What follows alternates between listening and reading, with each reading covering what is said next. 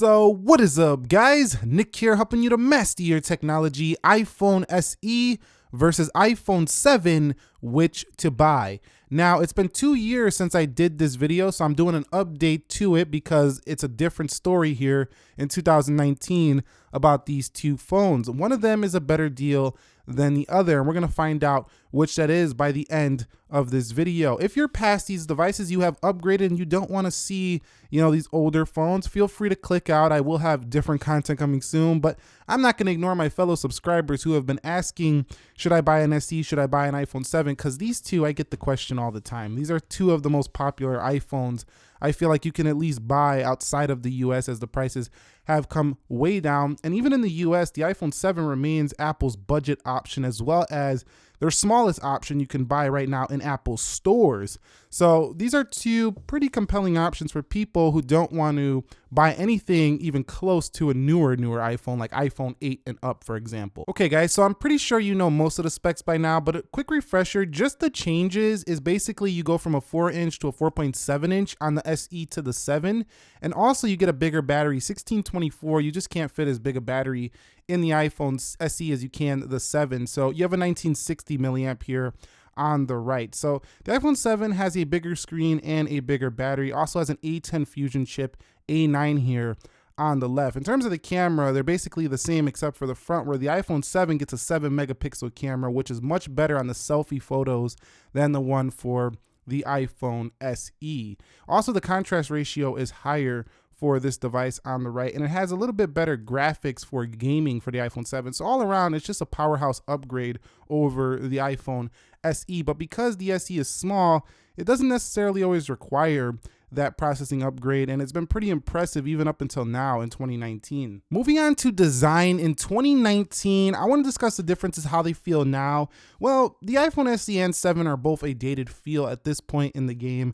However, even though I have the iPhone XS, the XS Max, as well as the XR, when I pick up the SE, there's just something that feels nostalgic and classic about it. It doesn't feel like a cheap piece of junk in your hand, but it definitely feels dated. I'd like to see the SE with a nice new update. However, what I'm trying to say here is if you get a cheap SE, you're not going to be disappointed in the way it feels if you've never had this phone before. It still feels like a little pocket premium phone. And that really hasn't changed. The only thing that's changed is that the design on the front with the bezels, and the back's okay, but the front just doesn't look that modern anymore. Now on the iPhone 7, they still have the iPhone 8 available in stores. So this one is a little closer to, like, you can say last year, 2017, or that was 2 years ago, 2017, when the iPhone 8 dropped. So the 7 still feels a little more modern just because the 8's still available. But other than that, it also has a cleaner design than what we've seen on the iPhone 6. When it comes to these two right here, the iPhone SE and the 7, in terms of design, I do like the 7 better because it's a thinner feeling phone, has a cleaner look on the back in my opinion because there's no cutouts at the top. Some people like that two-tone contrast with the glass here, but I like this clean look and feel of the iPhone 7. So in terms of design, I probably would give it to the 7 right now in 2019 if you were to buy one of these two, because it just looks like an iPhone 8, and that's still available right now. However, you will get a nostalgic feeling if you decide to buy the iPhone SE right now. If you've never had one, it'll feel like a premium compact. Okay, guys, so when it comes to size, SE or 7, which to buy in 2019, to be quite honest with you, the 7 is the better option for me. I think just because it's also pretty compact. It's not the most compact. The SE is the pocket one thumb phone of all time right here, just like the 5S, and the 4S was even better when it comes to this one thumb thing. But the iPhone 7, with all the video watching, with all the things we're doing on our phones these days, this one just doesn't feel as cramped. The iPhone SE, I've had a lot of users tell me, it just starts to feel cramped after a while, and that still holds true today. The phone hasn't gotten any bigger. There hasn't been an update to it. So I think right now, in terms of size, yes, the SE offers a little bit of a lighter feel, more compact phone, but the 7 is thin. It's still compact, and it gives you 4.7, which is a much more usable screen area, but still not feeling like a massive phone. So the 7 to me nails it with the size. I think you'll be better served if you bought a 7 right now when it comes to its size. So what about the build with the SE and the 7 in 2019? Well, Apple went to the glass design here in 2017 and bringing it back here in 2018, and we'll likely see that going forward for wireless charging purposes. It makes sense, but the aluminum builds on both of these are a little bit less susceptible to, you know, damage like the glass on the rear. So I think that these felt more durable. You could actually probably rock either of these with just a really good screen protector, and you could pretty much trust the back. Yes, it might get dinged up, but if you drop this, you likely only crack your screen protector. So I think the 7 has a little bit better build here than the SE. That's just my take on it. You might disagree, but for me, I like the build here for the 7 just because, again, it's all aluminum on the back, which is important for durability aspects for me. Okay, guys, so when it comes to their displays, both of them do rock an LCD, both of them do rock 326 pixels per inch, and both of them do have pretty bright displays. Now, honestly, going between them is not that much different. They both look pretty much identical. However, the 7 gives you more contrast, and that just makes the display just punch ahead of the SE for me. Also, having 3D touch is a way nicer feature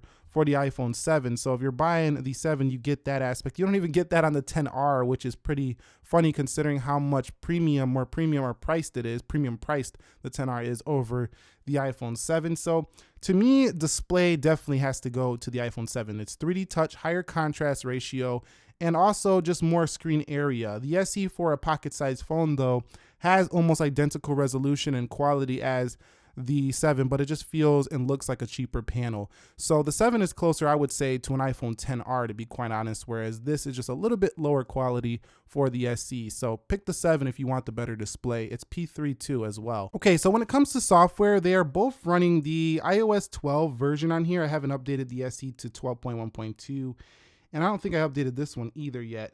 But what I'm trying to say here is that they do get the latest software updates pretty much whenever. So the iPhone SE and the iPhone 7 will get you your latest software updates. Even now, even though they're pretty old devices, they feel like pretty much the same as a 10S when it comes to your general core experience. I haven't really noticed much of a difference besides of the gestures and the way you operate the new phones. Other than that, the core experience is exactly the same, and that is pretty consistent here for Apple. So if you buy either one of these, you're likely going to get longer update support on the iPhone 7 due to it having an A10 Fusion chip. So if you want longer support, buy the iPhone 7. The 7 wins here once again. Also bringing 3D touch, like I said earlier, into this software. It's really a hardware feature, but it makes its way to this software, gives the iPhone 7 a nice advantage. But other than that, they operate about the same, and they're just about as smooth as each other when it comes to this. So I would say go with the 7 when it comes to software, just for the longer support. Now, when it comes to performance, the real area you're going to notice where the 7 takes the lead over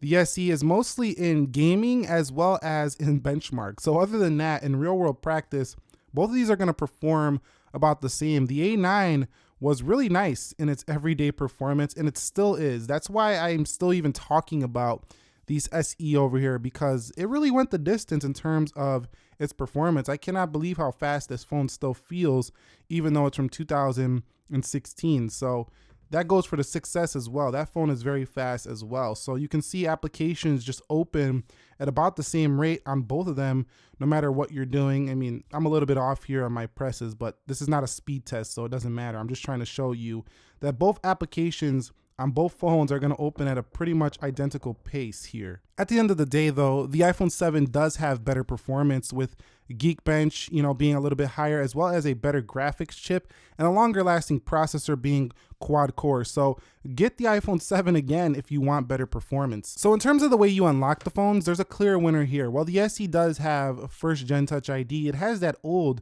clicky home button, which you can hear it. It's a pretty clicky home button here for the SE. It's pretty fast and fluid. It's not that slow by no means. And some people like that old clicky home button, but I like the capacitive one here for the iPhone 7. It's faster, it's second gen, and it just feels more refined. It feels like the MacBook trackpad. So for me, when it comes to unlocking the phone, you don't have Face ID from 2017, all high tech and stuff like that. Both of them giving you the older fingerprint scanner, which is proven reliable. It's going to work perfectly fine. They're pretty much perfect, the Touch ID scanners, but I would say that the iPhone 7 is a better, more refined feeling version of that Touch ID scanner. So between these two, pick up the iPhone 7 for a better unlocking experience. Now, here's one area that's pretty disappointing about both of these phones in 2019, and that's the battery life. Neither one of these are getting you through a full day, and it's pretty sad because if you consider that, you know, Huawei and Honor got phones like the 8X, for example, that get really good battery life at almost the same price or cheaper than this, and there's other phone makers like Xiaomi, for example, that got some cheaper phones, the Poco phone, and that probably gets better battery life than these as well. I mean, these to me are always dying at about half the day. So I'm not even going to go into the details about which one is that much longer because they both don't make it through the day. So for me, getting either of these in terms of battery life, don't expect a long battery life. You're going to need a battery case with these, or you're going to need an external charger to come with you if you're trying to stretch the whole day at heavy use. When it comes to their cameras, buying one right now, just go with the iPhone 7. We don't got to go on with this. The iPhone 7 has the better camera. It just shoots better video. It also has better front-facing camera. So if we're talking about camera specs themselves, they both shoot 4K 30, so they're not that much different there. But the 7's pictures just turn out better pretty much every time. So if you're buying one of these in camera, my recommendation solely is the iPhone 7. The iPhone SE has a very disappointing front-facing camera, and I think the aperture is a little bit higher on the back one. Correct me if I'm wrong, but I believe so. So the iPhone 7 is going to be the camera choice for me here of these two. I don't want to discuss them too long. The iPhone 7 is the one to pick here between these two right now. So when it comes to audio, which to buy right now, well, you're going to get speakers here on the bottom, just one for the iPhone SE, as well as a headphone jack. So headphone jack does no longer exist on current iPhones, so that could be a seller here for you on this device if you don't want to buy Bluetooth headphones. But for me, the 7 has the better external speakers, which could matter in things like speakerphone calling and sharing content with people, whether you want to tell them to listen to this. Definitely the iPhone 7 has the better speakers here. So I'm kind of past the headphone jack days. I've got Bluetooth headphones now. So for me, I like the iPhone 7 better with its external speakers. However, if you really want the headphone jack, the iPhone SE is going to be the better audio champ here, but the 7 has much better speakers in terms of the external speakers. It's dual speakers on here, or stereo sound. So when it comes to phone call quality, going to quickly brush over this topic right here. The SE has a tinnier sound to me in phone call quality. So again, the 7 gets the win here for me in 2019. I had a better phone call experience as well as better speakers. So the 7 is the winner in phone calling. So when it comes to their price, they vary, but it's pretty clear that the SE is like 50% less than the iPhone 7. Depending on where you look, I've seen the 7s from around $250 if they're in bad condition, to all the way up to $450 at the Apple Store. You can even find them over $5 if you're getting a 256 gigabyte model. So the iPhone 7 is still extremely steeper in the price point than the iPhone SE, but it can be found at pretty good deals. And if you could find the iPhone 7 at a good deal, it depends on where you look. So search around and pick up the iPhone 7, I think, if you're trying to get the better phone here in 2019. It's going to last longer, has a more updated design. It looks more like the iPhone 8, so it doesn't feel like it's totally outdated until Apple drops the 8 from their line. Has the better Touch ID scanner, the better camera with its better aperture, low light.